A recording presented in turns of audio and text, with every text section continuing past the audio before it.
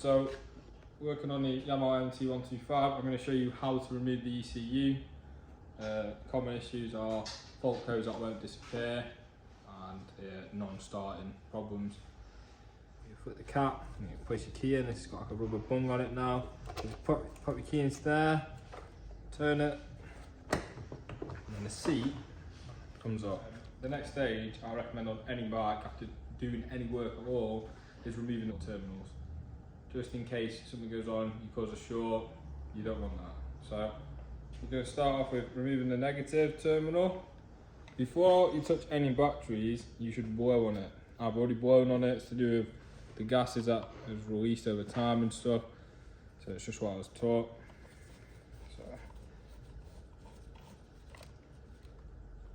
we've undone the negative terminal.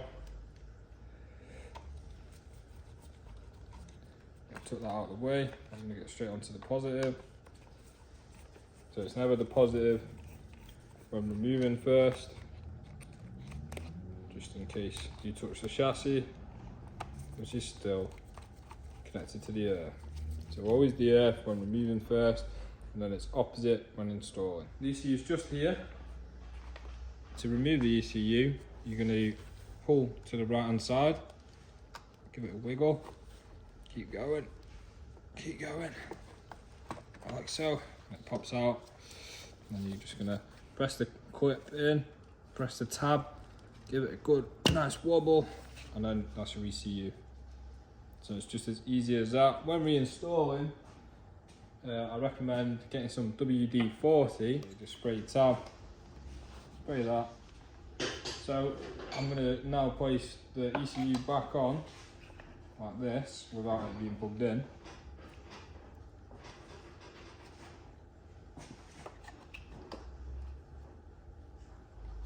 If it wants to clip in, just been a bit. There we go. And then I'm going to lift it up a touch and just pop the plug in. Yeah, so you can remove it there, or you can pull the whole thing out and then remove it. It's up to you. But I wouldn't recommend installing it with it connected because it can be a bit difficult. The first terminal we're going to put on and install is going to be the positive. So you're going to line your positive up. You're going to put your bolt through. So that's nice and tight. Put my cap on top. Now I'm going to be working on the negative side. Undo the bolt so it's out of the threads. I'm going to press it so it's actually applying pressure now to the nut. There we go. Cheers. So to put the seat back on, you just put it to there, and it just slots down, and you just give it a little press, like so. There we go. So it just slots in nicely. If it doesn't slot in nicely, don't start smacking it and banging it. Just give it a little wiggle, have a look where the track bit is, and then just place it in.